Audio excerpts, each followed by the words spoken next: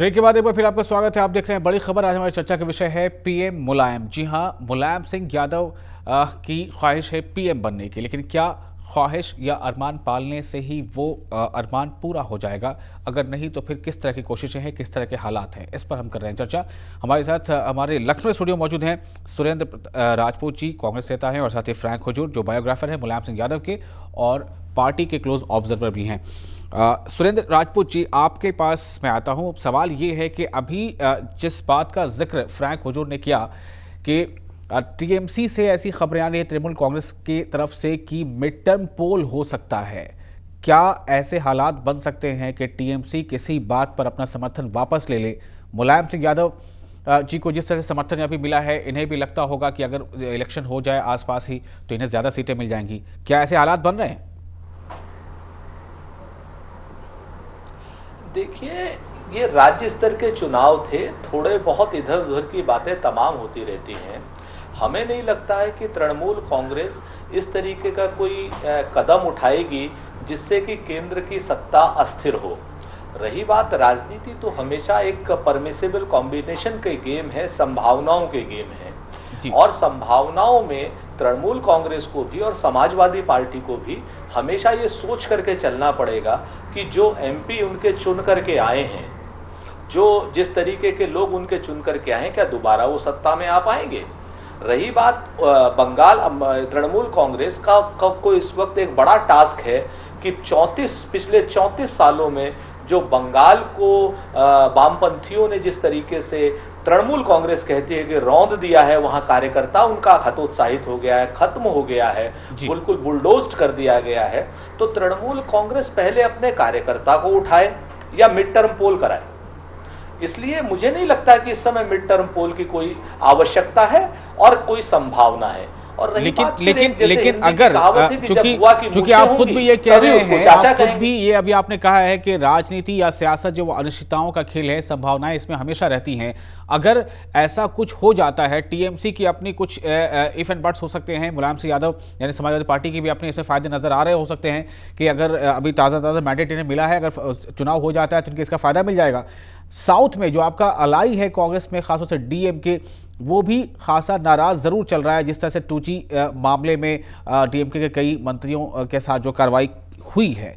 अगर ऐसे हालात बन जाते हैं तो क्या फिर हम ये मानकर चलें कि एक तीसरा मोर्चा जो है वो लगभग अपना कमर कस चुका है, भले ही ये इस बात पर अभी तय ना हो पाया हो कि उसका नेता कौन बनेगा? देखिए, फिर वही बात आ जाती है जिसके मुखालिफ आप पूरी अपनी कैंपेन चला रहे हैं, कांग्रेस के को केंद्र में रखकर। डीएमके 2G स्पेक्ट्रम में हमारा मंत्री नहीं है वहां। कानून ने, सुप्रीम कोर्ट ने, सीबीआई ने कानून सम्मत काम करके उसकी जांच की और क्या नाम, उस मंत्री को जेल भेजा। जो बिल्कुल इसके लिए मैं किसी पार्टी को ब्लेम नहीं कर रहा, मैं किसी पार्टी या आपकी पार्टी को ब्लेम नहीं कर रहा हूं। मैं सिर्फ एक हालात बता रहा हूं कि इस तरह के हालात हैं। क्या इसमें मिड टर्म पोल की पॉसिबिलिटी बनती है?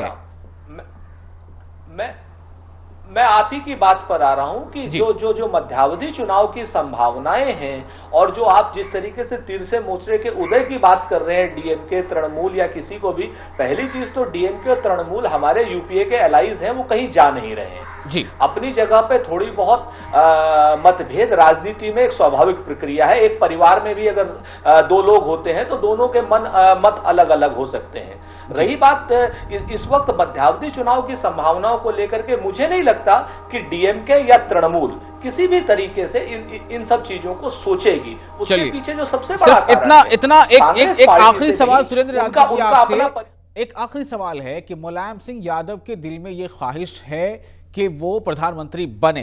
जाहिर सी बात है, ये बात अब जग जाहिर हो भी चुकी है।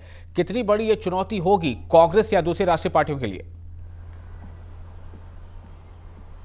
देखिए, राजनीति कोई हिमालय जाने के लिए नहीं करता है। हर आदमी राजनीति में यह ख्वाहिश होती है कि वो प्रधानमंत्री बने जी। तो मुलायम सिंह जी की ख्वाहिश स्वाभाविक है और उन्हें शुभकामनाएं हैं। लेकिन अभी चलिए। इस वक्त प्रधानमंत्री का पद जी। खाली नहीं है। जी। कांग्रेस पार्टी के डॉक्टर मनमोहन सिंह प्रधानमंत्री हैं जी। और हमारे प्रधानमंत्री चलिए 2014 फ्रैंक हुजूर साहब, एक आखिरी सवाल आपसे भी।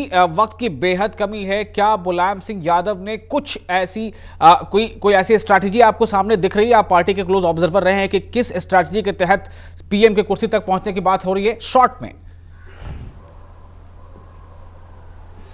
देखिए, आज के सिचुएशन में समाजवादी पार्टी का नेशनल एजेंडा बिल्कुल खुलकर धीरे धीरे आने वाली हैं, परतें उठेंगी। नेशनल सोशलिज्म की बातें अब उठने लगी हैं जी। और उसके लिए जो प्राइम मूविंग फोर्स है उसके पीछे वो है अखिलेश के एजेंडा में हिंदुस्तान में सियासत का वो दौर जी। लाना है जो कि समाजवादी पार्टी को beyond the borders of Uttar Pradesh लेके जाए। चलिए, बहुत बहुत शुक्रिया आप दोनों मेहमानों का इस खास कार्यक्रम में अपना वक्त देने के लिए, और साथ ही तमाम दर्शकों का भी। वक्त की कमी है, हम इस चर्चा को आगे नहीं बढ़ा सकते। हमें दीजिए इजाजत, नमस्कार।